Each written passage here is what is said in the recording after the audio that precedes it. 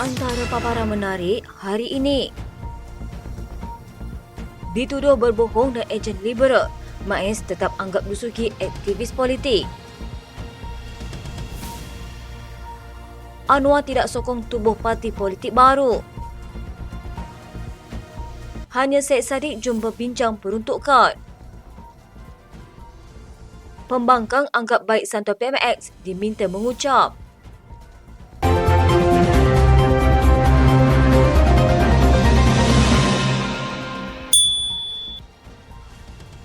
Majlis Agama Islam Selangor tetap menegaskan bahawa penceramah Ahmad Dusuki Abdul Rani tergolong dalam aktivis politik. Pengurusinya Tan Sri Abdul Aziz Muhammad Yusof berkata, dakwaan Dusuki bahawa MAS berbohong dan menjadi pemecah umat Islam serta ejen kepada gerakan liberal berunsur fitnah. Jelasnya kenyataan itu dibuat tanpa memahami maksud serta hikmat larangan pembabitkan aktivis politik sebagai pemegang tauliah mengajar agama Islam yang dikuatkuasakan di Selangor. Katanya, MAS menjelaskan bahawa aktivis politik yang dimaksudkan dalam larangan ini tidak terhad kepada mana-mana yang memegang jawatan dalam mana-mana parti politik. Sehubungan itu, beliau menasihati masyarakat Islam agar cakna dan memahami maksud dan tujuan titah Sultan Selangor, Sultan Sarafuddin Idris Shah, yang tidak memberi perkenan tauliah mengajar agama Islam kepada aktivis politik. Abdul Aziz berkata larangan itu merangkumi mereka yang menjalankan apa-apa aktiviti secara jelas, mengajak dan mempengaruhi masyarakat untuk menyokong atau memihak kepada parti politik yang tertentu secara terbuka sehingga melahirkan sikap partisan serta fanatik terhadap sesuatu parti politik serta berpuak-puak dalam kalangan masyarakat Islam. Katanya, siasatan yang dibuat dan pengesahan tapisan keselamatan pihak polis di Raja Malaysia, MAS mendapati Dusuki tergolong dalam aktivis politik yang dimaksudkan itu. Larangan pembabitan aktivis politik sebagai pemegang tauliah mengajar agama Islam ini dibuat bagi menghalang mana-mana pihak menyalahgunakan medan dakwah dan mengajar agama Islam sebagai gelangan politik. Larangan ini juga bertujuan mengelak berlakunya penyebaran propaganda politik yang berunsur fitnah dan kebencian kerana ia menjadi punca perselisihan serta perpecahan dalam masyarakat Islam. Ini satu langkah preventif untuk mencegah sebarang mafsadah atau kerosakan daripada berlaku berdasarkan dalisan Al-Zarai. Terdahulu, Dusuki yang pernah menjawat jawatan dalam PAS mendakwa MAS berbohong berhubung isu penarikan balik tauliah terhadapnya untuk mengajar agama Islam di Selangor. Dusuki berkata jika keputusan itu dibuat kerana dia merupakan ahli parti politik, justru MAS sepatutnya menarik balik semua tauliah pendakwah yang menganggotai parti politik sama ada daripada kerajaan maupun pembangkang. Katanya, apa sekarang ini di bumi Malaysia berdosa dan menjadi penjenayah bila menganggotai parti politik yang sah di sudut perlembagaan. Kalau begitu, tariklah semua tauliah para pendakwah yang menganggotai parti politik kerajaan dan pembangkang, termasuk yang menganggotai MAS sendiri. Ada berani kekecut takut dengan gerakan sekular dan liberal sahaja.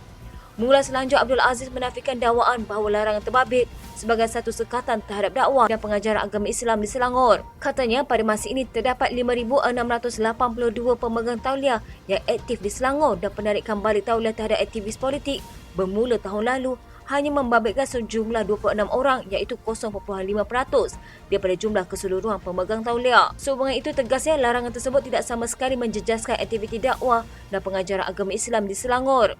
Katanya, MAS juga menegaskan sentiasa komiten untuk memastikan aktiviti dakwah dan pengajaran agama Islam terus subuh sebagai media penyebaran ilmu serta bebas daripada propaganda politik.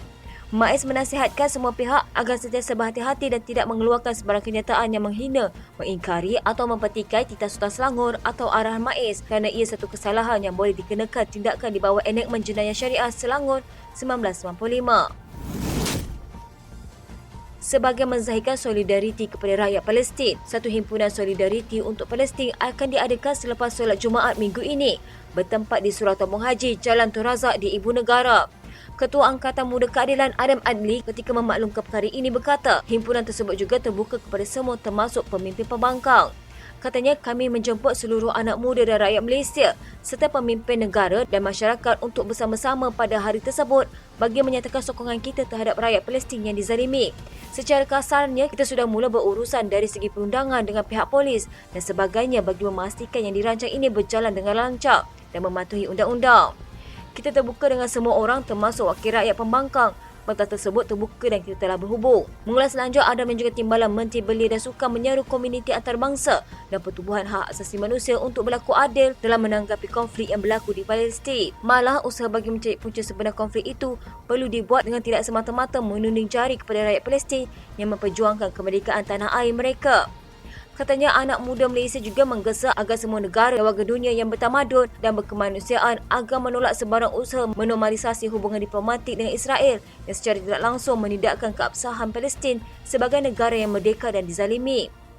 Adam dan juga Ahli Parlimen Hang Tuah Jaya turut meminta kerajaan supaya segera menghulurkan segala bentuk bantuan termasuk bantuan kemanusiaan dan perubatan kepada rakyat Palestin. Katanya kami menggesa agar Majlis Keselamatan PBB bertindak dengan segera bagi menghentikan penjajahan rezim Zionis ke atas wilayah Palestin yang bergolak.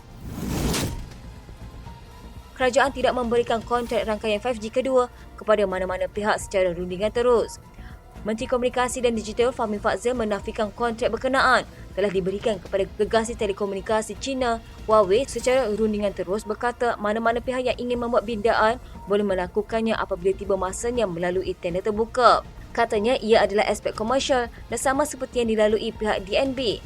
Ia bergantung apabila kita mewujudkan NTTB iaitu network kedua, semestinya pihak lembaga akan membuat keputusan-keputusan yang bersikap komersial. Mana-mana saja pihak yang dapat memberi perkhidmatan pada harga yang rendah, maka harga rendah itu akan menang. Pada waktu ini belum ada apa-apa. Beliau berkata demikian bagi mengulas kenyataan bekas Timbalan Menteri Perdagangan Antarabangsa dan Industri Ong Kian Mei yang mempersoalkan langkah kerajaan memberikan kontrak rangkaian 5G kedua kepada gegasi telekomunikasi China Huawei secara rundingan terus.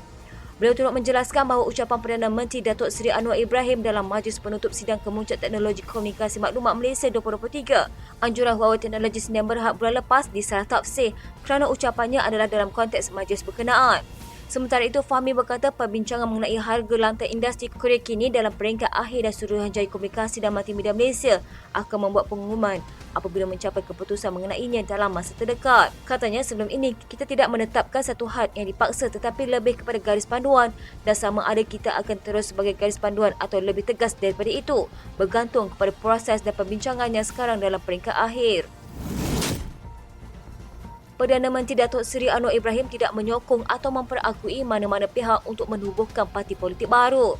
Pejabat Perdana Menteri dalam satu kenyataan media tanpa menyebut sebarang nama berkata pihaknya memandang serius tindakan mana-mana kumpulan yang secara sengaja menyalahgunakan nama Perdana Menteri tanpa kebenaran pihaknya. Katanya tindakan sedemikian adalah amat tidak bertanggungjawab sekaligus memberi dampak negatif kepada kredibiliti Perdana Menteri dan pentadbiran kerajaan. Sehubungan itu, pihak pejabat Perdana Menteri menasihatkan agar rakyat tidak keliru dengan kenyataan tidak rasmi yang dikeluarkan mana-mana pihak. Media melaporkan seorang ahli perniagaan yang juga kenalan rapat Anwar menyatakan hasratnya untuk menubuhkan parti politik baru berasaskan kaum India di negara ini. P. Thiagarajan berkata demikian pada Majlis Komiti India ke arah masa depan yang lebih cerah di Kelang pada Sabtu lalu dalam usaha memungut suara pemimpin masyarakat dan NGO India berhubung keperluan menubuhkan parti baru di negara ini. Dia berkata segala keputusan yang dibuat pada majlis itu akan disampaikan kepada Perdana Menteri dalam masa terdekat. Katanya saya telah memberitahu kepada Anwar mengenai majlis hari ini. Beliau kata teruskan, apa jua maklum balas hari ini saya akan sampaikan kepadanya dalam masa terdekat. Sebarang keputusan muktamad akan diambil oleh beliau. Jangan risau, kita harap yang terbaik daripada PM kita. Thiagarajan juga dilihat sebagai rakan rapat Anwar. Pada 2018, Anwar dirakamkan menghadiri sambutan ulang tahun ke-64 Thiagarajan di Subang Jaya, Selangor. Timbalan Perdana Menteri Fadilah Yusof berkata hanya Ahli Parlimen MUA Syed Saddiq Syed Abdul Rahman berjumpa dengannya untuk membincangkan peruntukan kepada pembangkang setakat ini. Katanya belum ada pertemuan atau sebarang surat rasmi daripada Wakil Perikatan Nasional. Katanya setakat ini pembangkang yang datang jumpa adalah Syed Saddiq sahaja, manakala daripada PN sama ada ketua pembangkang atau ketua WIP belum jumpa.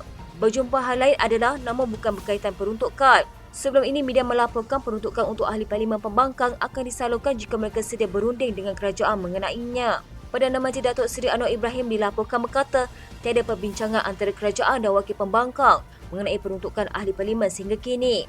Katanya kerajaan melantik Fadilah bagi membincangkannya dan kaedah itu sama seperti ketika pentadbiran Ismail Sabri Yaakob. Fadilah berkata program latihan khidmat negara PLKN akan diteruskan dengan pendekatan berbeza iaitu 90% membabitkan latihan ala ketenteraan dan 10% tata negara. Katanya ini memang diperlukan supaya kita boleh bangkitkan semangat kenegaraan kepada belia selain kita mahukan belia yang gagah perkasa.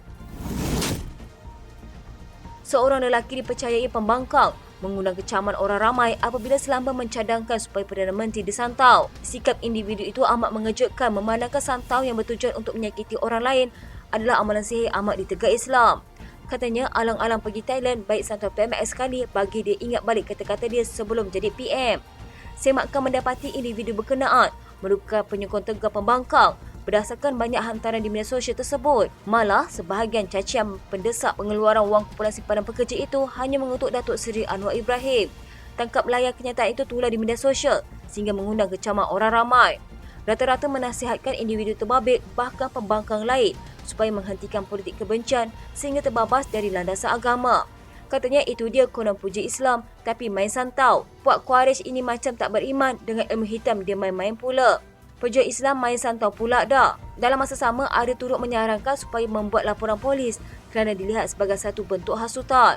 Ramai berpendapat tindakan tegas perlu dikenakan terhadap mereka yang bersikap keterlaluan sebagai pengajaran supaya tidak menormalisasikan politik kebencian. Sekian berita terkini di TV pada hari ini. Jangan lupa follow Facebook dan YouTube Deadline TV. Dapatkan info terkini di Facebook serta YouTube di TV.